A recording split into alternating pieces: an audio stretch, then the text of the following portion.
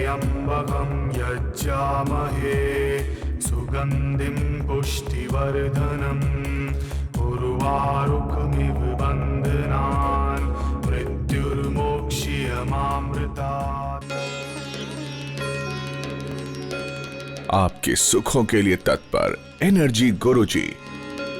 अधिकांश समय साधनाओं और अनुसंधान में लीन रहने वाले एनर्जी गुरु राकेश आचार्य भगवान शिव के अनन्य भक्त हैं। उन्होंने भगवान शिव को ही गुरु बनाकर अपना जीवन उनके अधीन कर रखा है। कॉस्मिक एनर्जी पर उनकी रिसर्च विश्व में अद्वितीय है। एनर्जी रिपोर्ट उनकी रिसर्च का एक उत्कृष्ट नतीजा है, जिसके जरिए विश्व में पहली बार किसी भी व्यक्ति की आने वाली ऊर्जा को रीड किया जा सकता है। इससे पहले स्कैनिंग करके लोगों की वर्तमान ऊर्जा का ही पता लगाया जा सकता था। एनर्जी को सूक्ष्म रूप में ग्रहण करते रहने के कारण भोजन अब उनकी जरूरत नहीं रहा। पिछले कई वर्षों से वे भोजन ग्रहण नहीं करते। अपनी असाध्य समस्याओं को लेकर हजारों लोग गुरुजी तक पहुंच रहे हैं। गुरुजी का कहना है कि आप उनके पास आ गए, बस यही आपका उपाय है। अब आप एंजॉय करें। आपकी बताई समस्याओं का समाधान गुरुजी खुद कराएंगे। इसके लिए गुरुजी की आचार्य टीम और एनर्जी टीम लगातार काम करती है। इसके लिए गुरुजी उसी समय आपकी समस्या सुनेंगे और उनका उपाय करने के लिए अपनी टीम को निर्देश देंगे। बदले में जो गुरुजी चाहते हैं वो है आपके चेहरे पर खुशी और आपके जीवन में सुख। तो आप भी आए गुरुजी के पास और मुस्कुराते हुए वापस जाएं। आपका जीवन सुखी हो, बस यही हमारी कामना है। एक मंत्र छोटा सा ले लीजिए, ओम नमः शिवाय। ठीक है, इसमें क्या सच्चाई है? शिव को प्रणाम कर रहे हैं, एक क्रिया है, शिव को प्रणाम कर रहे हैं। प्रणाम कर रहे हैं इसका मतलब कोई है तब तो उसको प्रणाम कर रहे हैं। ठीक है, तो सच्चाई क्या हुई? शिव कोई है उसको प्रणाम कर रहे हैं। एक क्रिया हम कर रहे हैं, क्रिया तभी कर रहे हैं जब सामने कोई ऑब्जेक्ट होना चाहिए। तो सच्चाई क्या हो गई? शिव। शिव को हम प्रणाम कर रहे हैं ओम नमः शिवाय करके। जब कोई कामना जोड़ के हम शिव को इस मंत्र का जाप करते हैं तो हमारा सबकॉन्शियस माइंड जो कंप्यूटर की तरह से काम कर रहा है वो एक फाइल खोलेगा आपके दिमाग में, उसमें लिखा होगा शिव। और बचपन से लेके अब तक शिव के बारे में आपने जितना कुछ सुन रखा है वो सारी फाइलें खुल के वहाँ आ जाएंगी। आपकी कामना जिससे मैच कर रही है, आपने सुना था, आपने कहानी सुनाई थी आपके माता पिता ने या पंडित जी ने, प्रवचन सुनने जो जाते हैं, प्रवचन सुनने का मतलब है आपके कॉन्शियस माइंड की प्रोग्रामिंग करना। वहाँ आपको बताया गया कि शिव किसी को ज़िंदगी दे सकते हैं, मरते हुए को जिला सकते हैं और गरीबी दूर कर सकते हैं, ऐसे ऐसे ये सारा वहाँ आपने सुन रखा। पहले जो सुन रखा आपकी कामना वहाँ मैच कराई जाएगी, उस फाइल को सामने लाया जाएगा और वो सारी स्थितियाँ आकर्षित करके क्रिएट करके आपके जीवन में ले आई जाएंगी। आकर्षण का सिद्धांत पैदा हो जाता वहाँ पे। सीक्रेट पढ़ा है ना आप लोगों में से बहुत से लोगों ने। वहाँ पे अट्रैक्शन का सिद्धांत है। अट्रैक्शन यही कि आपका सबकॉन्शियस माइंड चीज़ों को, वस्तुओं को, लोगों को, परिस्थितियों को क्रिएट कर लेता, अपने पास आकर्षित करके ले आता है। वो अब आप ये आकर्षण आपके जीवन में आज से पैदा हो जाएगा। आप मनचाही चीज़ों को, मनचाहे लोगों को और मनचाही वस्तुओं को आप अपने सामने ले आएंगे, अपने जीवन में उसको ले आएंगे। तो मनचाहे में कौन कौन है? जिसको चाहेंगे सबको ले आएंगे? ऐसा बिल्कुल नहीं करेंगे। करते समय आपको ध्यान रखना है कि जो क्रियाएं हम कर रहे हैं उससे किसी और के अधिकारों का हनन नहीं होना चाहिए। सिर्फ और सिर्फ इतना ध्यान रखना, अति नहीं होनी चाहिए किसी चीज़ की। आपकी ज़रूरत की जो चीज़ें होंगी वो तो सब पूरी हो जाएंगी। कामना करने के विज्ञान आपकी समझ में आ गया? क्लियर हो गया? नहीं भी किसी के दिमाग में अगर क्लियर हो गया तो भी आप एक्सेप्ट कर लें और जब कुछ पूरा हो जाए फिर बैठ के आप मेरे से बात करिए। बात करने के लिए कुछ बचेगा नहीं आप पास, क्योंकि आपकी कामनाएं पूरी होती चली जा रही होंगी।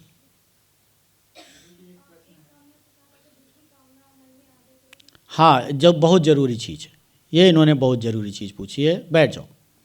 एक कामना के साथ दूसरी कामना भी मन में आ जाए।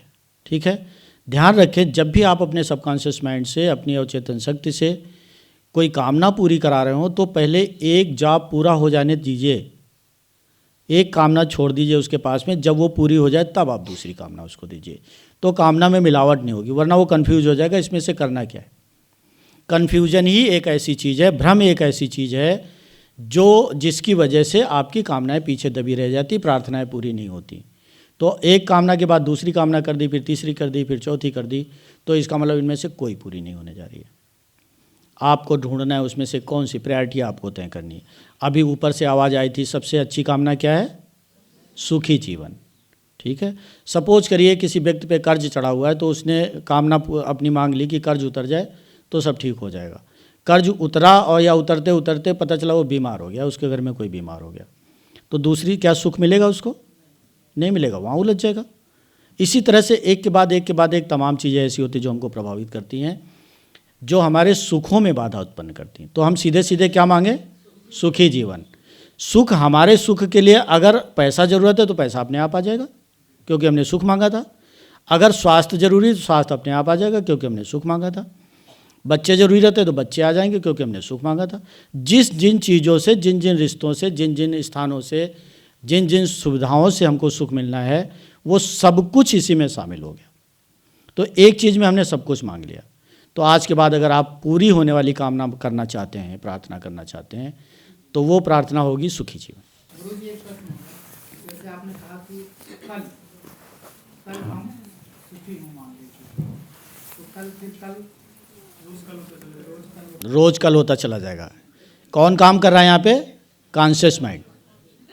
ठीक है, यही शरारत है कॉन्शियस माइंड की कि आपको भ्रम में डाल ही देगा ये।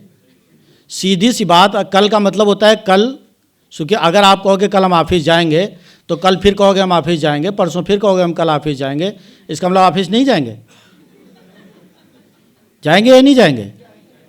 यही शरारत है कॉन्शियस माइंड की कि गैर जरूरी सवाल आपके दिमाग में लाएगा, गैर जरूरी भ्रम आपके मस्तिष्क में पैदा करेगा, और यहीं से कामना है। इसका नाम है दुर्भाग्य।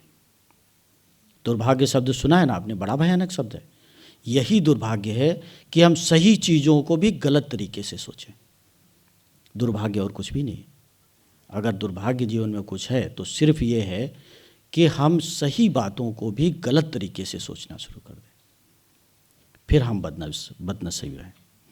और अगर हम बदनसीब भी हैं तो भी अब नहीं रहेंगे, हम अपने सोचने का तरीका ठीक कर लेंगे। मतलब टाइमिंग, जैसे मान लो हमने कल के लिए कहा कोई भी कामना, और 1% बाई लगभग कल पूरी नहीं होती है, तो फिर उसको आगे कैसे प्रोग्राम? कल का मतलब क्या होता है?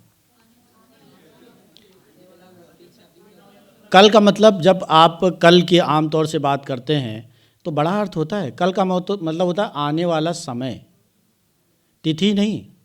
आप तिथि से उसका ताल्लुक़ लगा रहे हैं कि आज 3 तारीख हो गए, कल 4 तारीख, तो आप तारीख जोड़ना उसमें कि हाँ इतनी तारीख को हम सुखी हो जाएंगे। ऐसा तो नहीं कहा जा रहा है ना। कहा जा रहा है हमारा कल ठीक होगा, ठीक है, शानदार होगा। तो कल का मतलब है आने वाला समय। यहाँ कल से मतलब है आने वाले समय की, ठीक है। तो यहाँ आप सबसे अनुरोध है कि अपने कॉन्शियस माइंड को हावी ना होने दें, ठीक है। ये ज़रूरी है। किसी एक आश्रम में किसी गुरु ने लिखवा के टंगवाया था, वहाँ पे टंगा हुआ था कि कृपया आश्रम में प्रवेश करने से पहले क्या चीज़ बाहर छोड़ के आएँ? दिमाग और चप्पल बाहर छोड़ के आ जाएं। सही लिखा था या गलत लिखा था? बिल्कुल सही लिखा था। उस पर बड़ी आलोचना हुई, पूरी दुनिया के मीडिया ने उस पर तमाम बातें लिखी, लेकिन वो बिल्कुल सही था कि आप अगर अपना दिमाग लगाना चाह रहे हो, बातें मानने नहीं चाह रहे, तो अंदर आने की क्या ज़रूरत है? आप बाहर दिमाग लगाओ। आप तो लगा ही रहो पहले से, दिमाग तो पहले लग ही रहा है, लेकिन सक्सेस नहीं हो रहा है कहीं पर। तो कुछ चीज़ें परीक्षण के तौर पे होनी चाहिए कि हाँ ये सही है या गलत है, वहाँ तक तो दिमाग लगना चाहिए।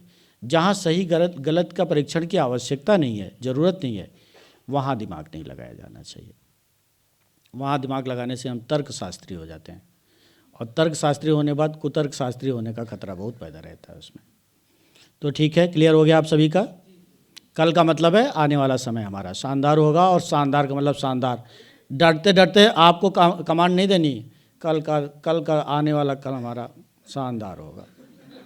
डरने की ज़रूरत नहीं है। आप सीधे बिल्कुल खुले मन से और पूरे दिल से, पूरे विश्वास के साथ आप कमांड दें अपनी अवचेतन शक्ति को कि कल मुझे शानदार चाहिए हर हालत में।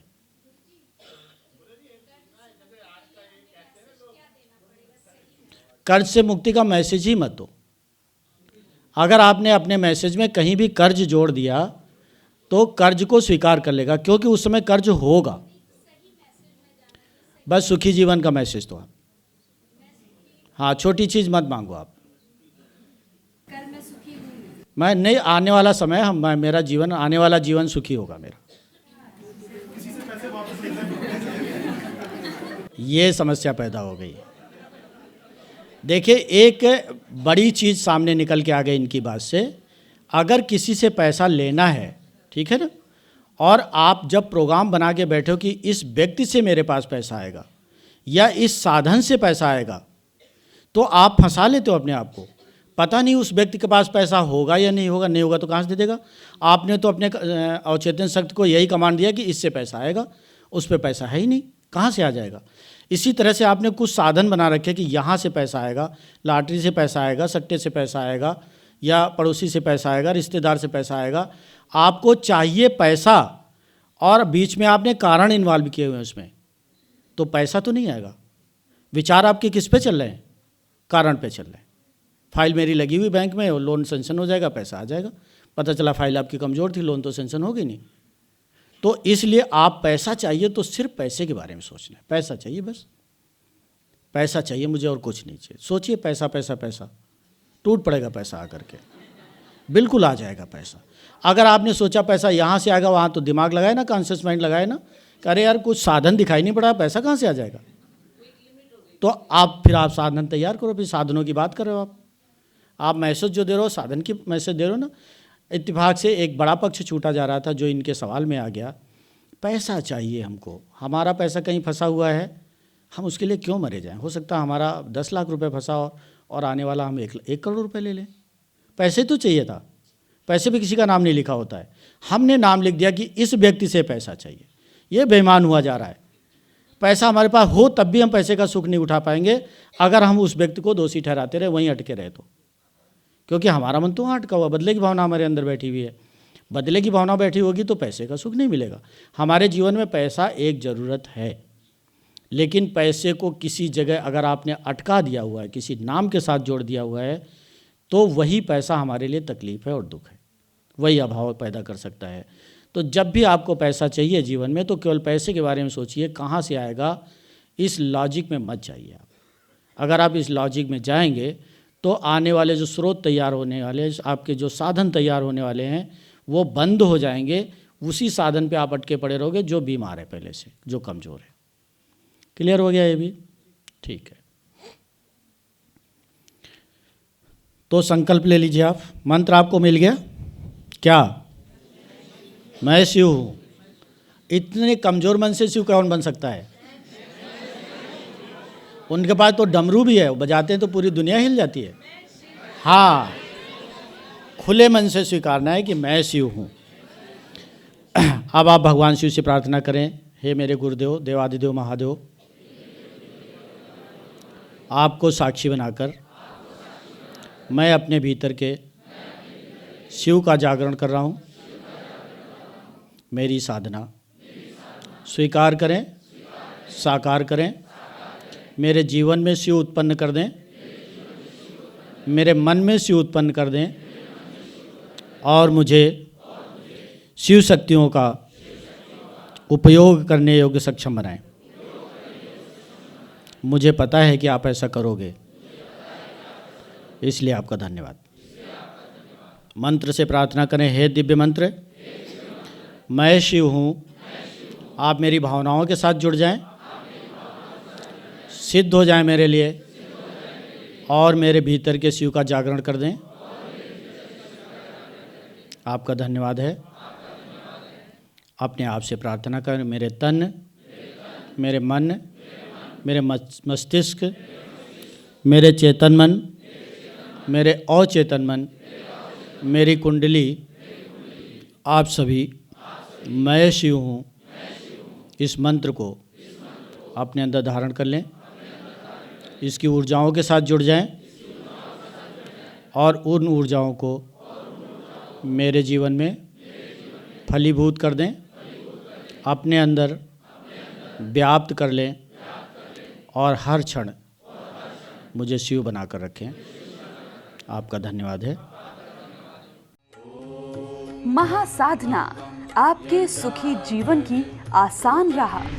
जिनके पूजा पाठ बिगड़ गए हैं, जिनके उपाय काम नहीं कर रहे, जिनको दवाई नहीं लग रही, जिनके काम होते होते रह जाते हैं, जिनके संबंध बिखर रहे हैं, जो आर्थिक दबाव में हैं, जिन्हें अपने काम का क्रेडिट नहीं रहा, जिन्हें सम्मान नहीं रहा, जिनकी उन्नति रुक गई है, वो जान लें कि उनकी आंतरिक शक्तियां काम नहीं कर पा रही, क्योंकि उनकी ऊर्जा बिगड़ रही है। इसे तुरंत ठीक करें, इसके लिए महासाधना करें। महासाधना का माध्यम कुंडली जागरण रुद्राक्ष। महासाधना स्थल आपका घर। महासाधना की सामग्री कोई सामग्री नहीं लगती। महासाधना का खर्च कोई खर्च नहीं। महासाधना की अवधि हर दिन बस 10 मिनट। अधिक जानकारी के लिए हमारे कार्यालय में संपर्क करें।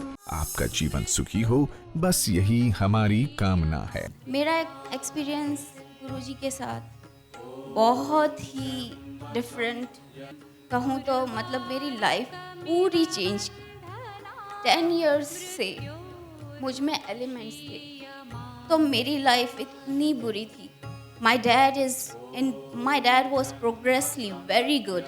35 इयर्स से मेरे डैड अबू धाबी में जॉब कर रहे थे। उनकी पोजीशन बहुत अच्छी थी। वो ऑयल कंपनी में हेड थे। Everything was very nice. But हम बच्चों में कोई भी हमारे घर में हैप्पी नहीं था। पैसे, घर, बंगला, गाड़ी, but we were not happy at all. हम लोग बहुत दुखी थे।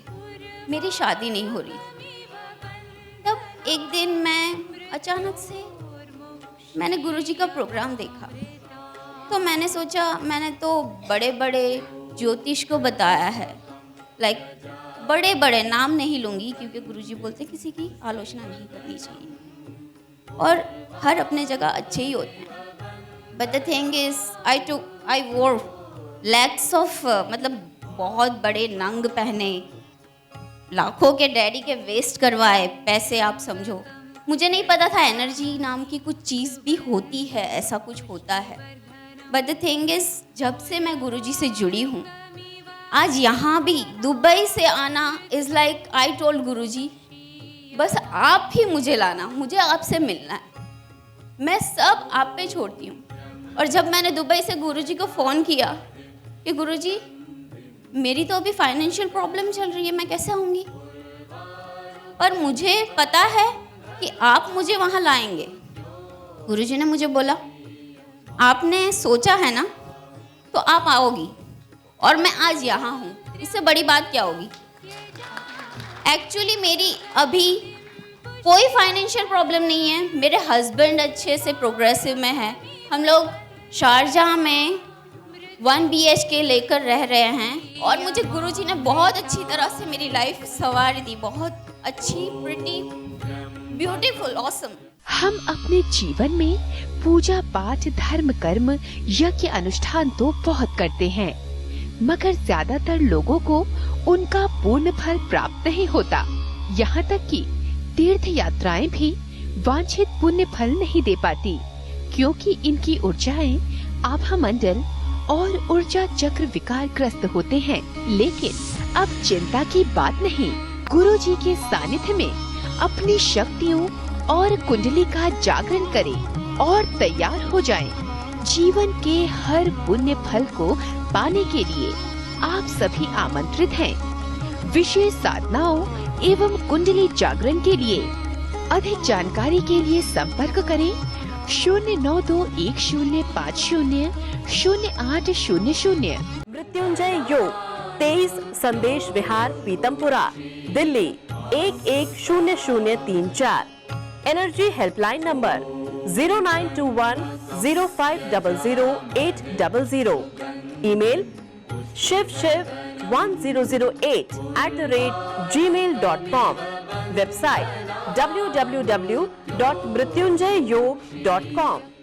आपका जीवन सुखी हो, बस यही हमारी कामना है।